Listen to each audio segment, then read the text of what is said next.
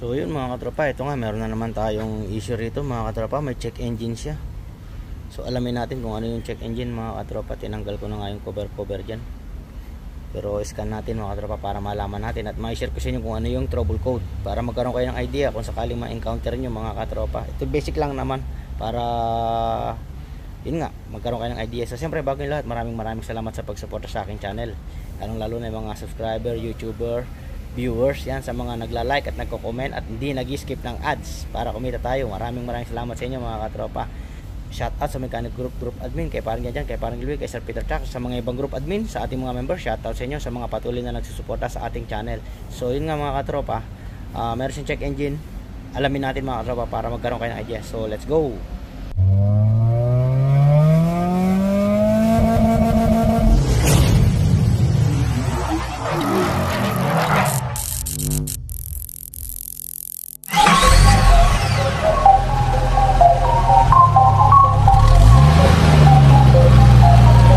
The Mechanic TV.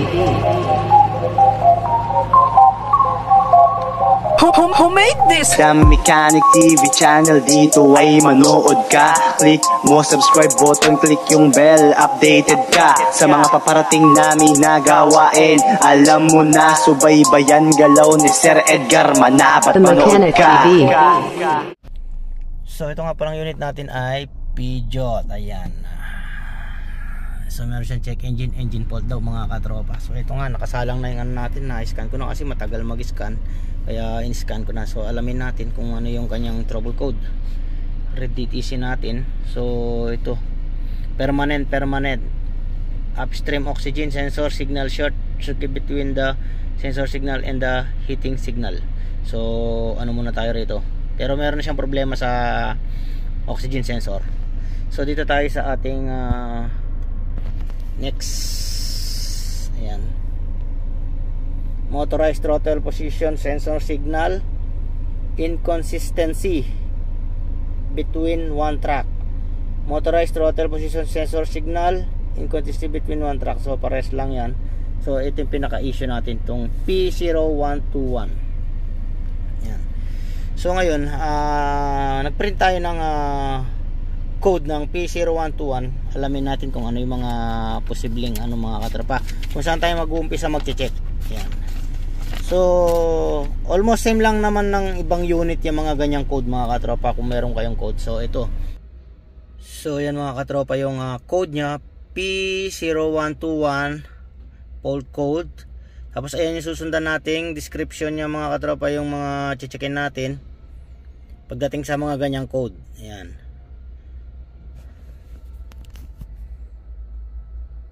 Tapos dito sa ating mababasa niyo diyan, condition of activation of the diagnostic possibility 1. The following condition have to be met. Ayan, dapat ma-meet niya daw yan. Engine, ECU, main triggering phase, plausibility diagnostic active in motorized throttle housing mode, engine speed greater than 500. Possibility 2. The following condition have to be met. Engine ECU in a main trigger phase. So same lang yan. Yan yung mga code na pwedeng maging trigger nya. Ayan. Tapos detection of the fault of the two tracks of the butterfly position sensor. Possibility 3. Yan, engine management issue in main triggering. So si ECU yung nag-trigger dyan sa throttle body mga katropa.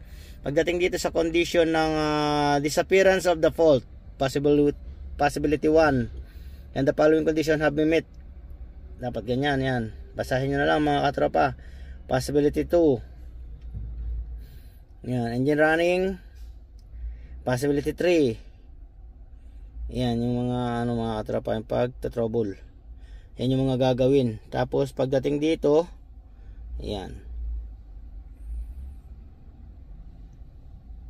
Tapos ayan, main customer complaint likely.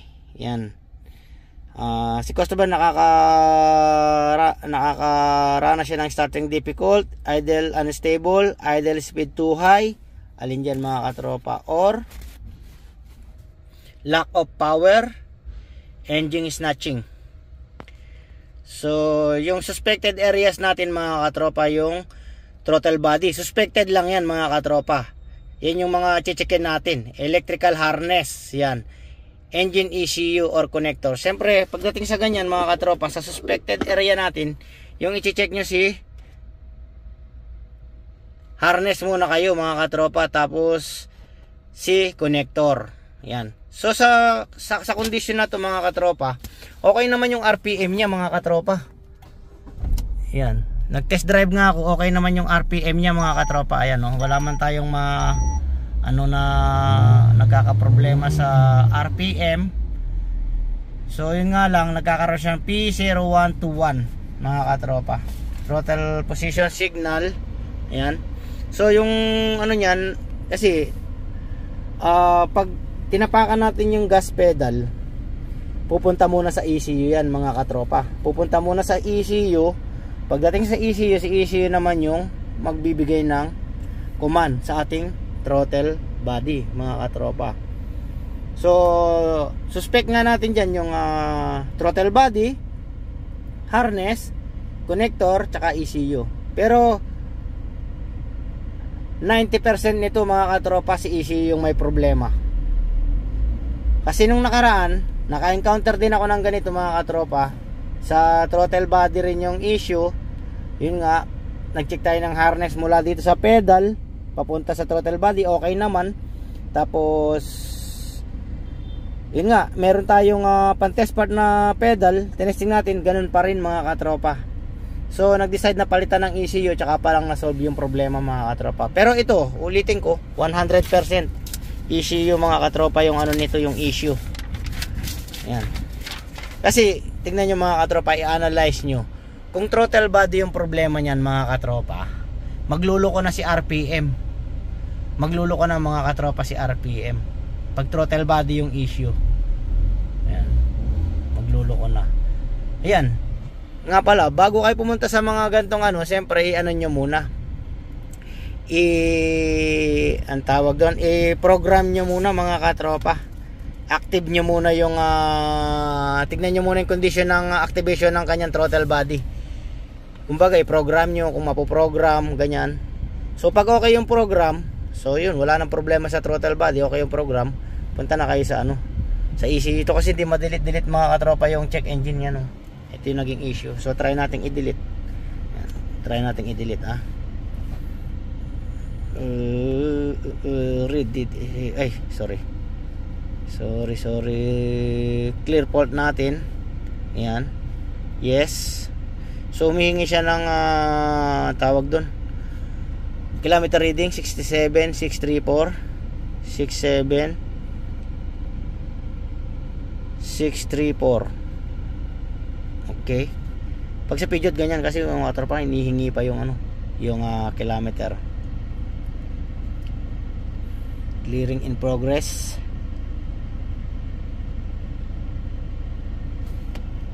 Okay. Hindi na wala. 67,634. Okay. So yung gagawin nyo dyan, step 1, linis kayo ng mga connector, check harness. Yan. Kasi pagdating sa throttle body, wala naman tayong magagawa dyan sa throttle body. Sa throttle body, fault present. Sa throttle body, i-analyze nyo na lang kasi yan, kagaya yung sinabi ko, hindi nagluloko yung RPM nya. Ibig sabihin, wala sa throttle body yan. Nasa ECU yan, yung nagbibigay ng command sa throttle body. Try natin ng ano, ng naka-off yung engine. Natin kung nabura. Hindi nabura. Dito natin i-delete. Yan, dito natin i-delete. Yes. Sa ECU. Sa ECU meron yan. Yan, ayaw mabura. Meron siyang isa. Read natin. Ay, sorry. Read pala yun. Read natin. Yan, naiwan P0121. Ibig sabihin na ayaw mabura. Ibig sabihin may problema yung ano nyan mga katropa. 100% ECU yung problema nyan. Yan. So yun mga katropa, yung ating ano, yung ating P0121.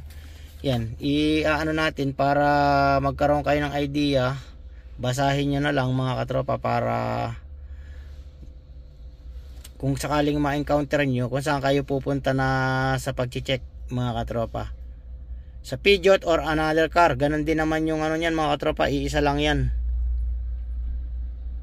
Iisa lang yung pwedeng panggalingan niya pag mga ganyan mga katropa. Yan. So yun mga katropa. So yun mga katropa, sana nakakuha ng idea sa basic analyze lang natin, check lang natin na basic. Malaki posibilidad ng suspect dito is ECU mga katropa. So hanggang sa muli.